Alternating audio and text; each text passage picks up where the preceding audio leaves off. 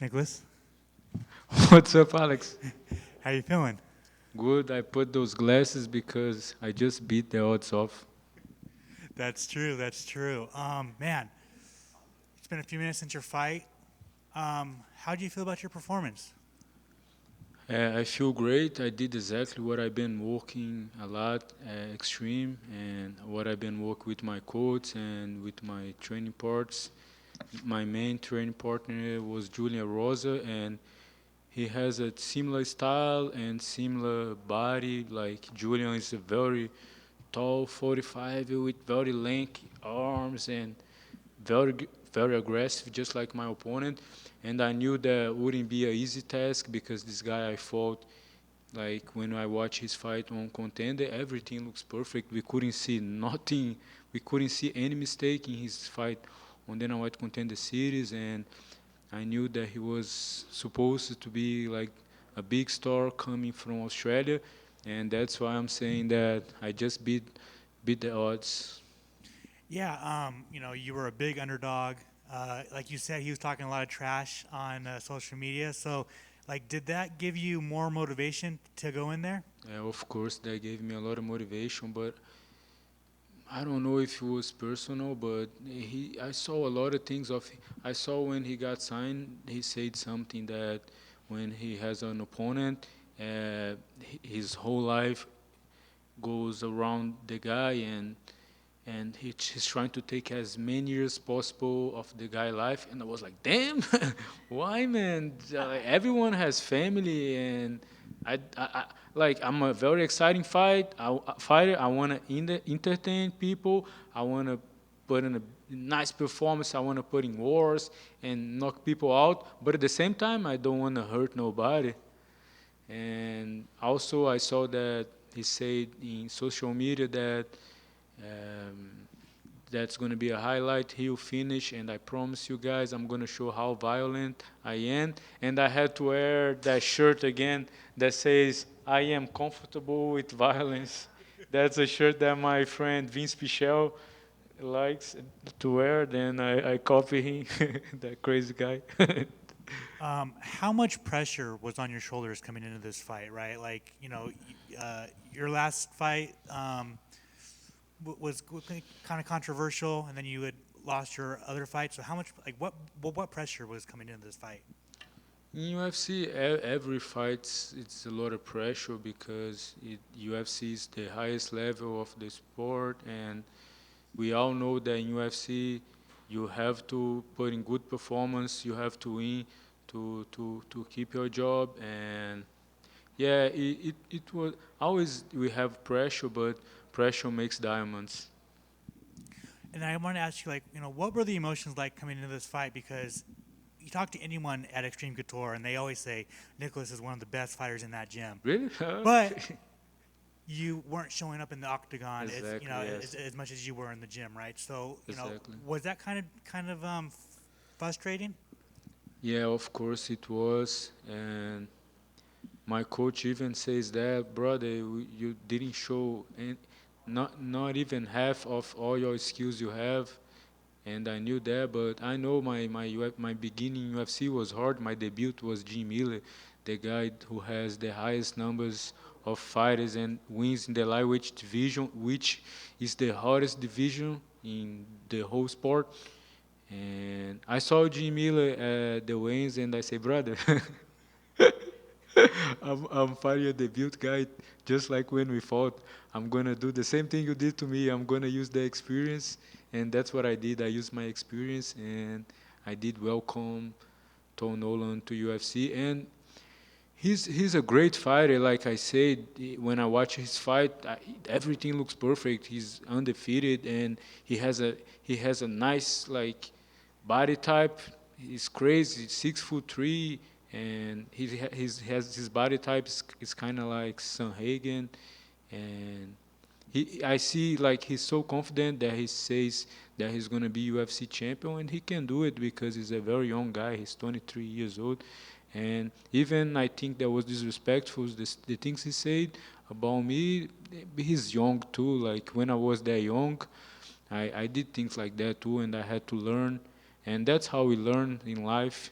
with experience, sometimes a bad experience, but we just gotta learn from that and grow as a fighter, as a man, as a not just a man, as a person.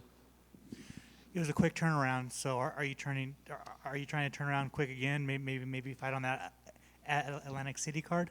Oh, that would be so nice because the best times of my career was fighting there in Atlantic City.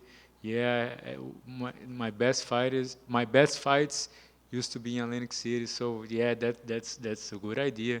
But also, I have to go to Brazil at least a week. I have to go see I own them that because I left home when I was really young to be a professional fighter, and after I moved to America by myself 6 years ago, and I'm always far from my family. And each time I go there, I see all my parents and all my whole family, everyone getting older, and I can't be so selfish, and I have to go there and give some love to my family. Then after come back and get another fight. And finally, for me, with your next fight, it has to be in front of a crowd, right? Because Oh you yeah, haven't had a yeah. UFC crowd yet. Yeah, that would be so nice to walk out with my walkout song and touching people's hands and feeling the energy of the crowd. And I feel always when I did fall with a crowd was my adrenaline made me do some like crazy stuff, and I had some good knockouts with the crowd. Congrats. Thanks. I've just got one for you. You mentioned a little bit about the trash talk that your opponent had before the fight. Do you find that that makes the fight a little bit more easy for you when you have an opponent that has kind of said some negative things? You have a little bit more motivation, or do you prefer that there's respect going in? Yeah, right. I'm complaining about it, but at the same time, it's good for me, right? Because it gives a lot of motivation. Yeah. Thank you. Nicholas over here. Obviously, we all know how big the mental aspect is in sports, and given your recent run, how much of a confidence booster is this for you in your career? Yeah, man. I think maybe that's why I had some ups and downs. Is I think it's all mental, and I had to learn and and I had like ups and downs, and I had to grow from this. I have to learn from this bad experience, and I was given an example of Charles and Glover that they had difficult times like that too, and they always did bounce back, and they even like they had some ups and downs. They always keep going, never gave up. And in Brazil, they have a saying that Brazilians never give up, and I think a lot of us that came from Brazil sometimes we have that mentality to don't give up. Was there like a big switch for you going into this one that got you the win, or was it just a, you know, What do you mean by a big like was switch? there any switch in anything, whether like a mental aspect going into this, like did you approach this differently mentally, or how was there any difference at all in this fight week? Yeah, it was too. I'm always trying to improve that too. I'm always trying to study and get better in everything in my life, mentally, physically, and I'm always doing that and spiritually too. I believe in God too, and that's it. Yeah. Awesome, and obviously extreme couture representation out here next week. We have Sean Strickland defending his title. How do you see that one going? Oh yeah, Strickland. He gave me a good advice one day that I was like doing too much footwork, and and he came at me and he told me about having fun, and like also Seth would say you have to be yourself, brother, because I was trying to do too much footwork and I was overthinking too much things, and he showed me how simple things can be, and that's what I did today. Awesome. Congratulations. Thanks. And I know you mentioned that it's tough being away from the family. I'm sure it's very, very hard, but what's the general feedback that you get from them? Are they happy for you, and do they understand why you made the move, and do they feel that that was the right decision? Yeah, they understand, and they always saw how much I love the sport, how much I love fighting, and they know how everything I do I take it seriously, and I don't like I don't know if I can say fuck around. I don't fuck around. I really stand on hard work and discipline, and I live for this. I'm a disciplined guy, and yeah, they knew I'm doing good things, and I hope that one day I can use my talent and like what I can use this sport to help other people too. Yeah. Yeah, because we've actually seen that recently. Amanda Hebus is one of the ones that opened up a facility to help with kids there.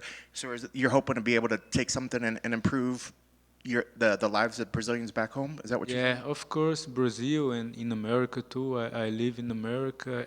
I've been a permanent resident for 4 years. 5 years I can become an American citizen, and I'm looking forward for that because I love this country, and this country was what made possible for me to live my dreams, and this country gave me great opportunities, and I'm really happy to be here. And even some people complain, no way it's perfect, but I love this country. That's awesome. Last for me, Thanks. you definitely say that you've learned from experience and the feedback that you get from past fights. There was a moment, I don't know if you can sort of say what it was, but it looked like Ray was talking to you right after the fight, giving you feedback, maybe as for what worked out there. Maybe I just read it wrong, we couldn't hear, but what sort of things did they say to you right after the fight when it had completed? Yeah, Ray told me that he was really proud and happy, and we just talk about how simple things can be. Sometimes we overthink too much. I know I do. Sometimes I overthink, and I try to be too perfectionist sometimes, and watch my opponent too much and make too many, like overthinking things too much. But sometimes it's simple, and like he say, you just gotta be yourself and just believe on my skills, and that's it. Awesome. Congrats on the victory. Thanks. Nick, congrats on the win. Just to kind of touch on what you talked about with Kenny, you your performance, it seemed like you had fun, but you weren't perfectionist, you weren't overthinking, but you were so on it. Your kicks were super fast, and you were very aggressive. Yes. Yeah, I was thinking a lot about that, about like what brought me here to the UFC was my aggressiveness and like my knockout ratio. Like that's why I have most of my wins by knockout, and I try to bring back some of this aggressiveness, and I try to find the right balance, like being aggressive but at the same time being smart and being sharp, and finally I found it, the balance that I was looking for, the balance. That's awesome. And you mentioned Thanks. the glasses because you beat the odds, but I think it's for a bright future. Thanks. Oh, that's awesome. Thanks. Thanks.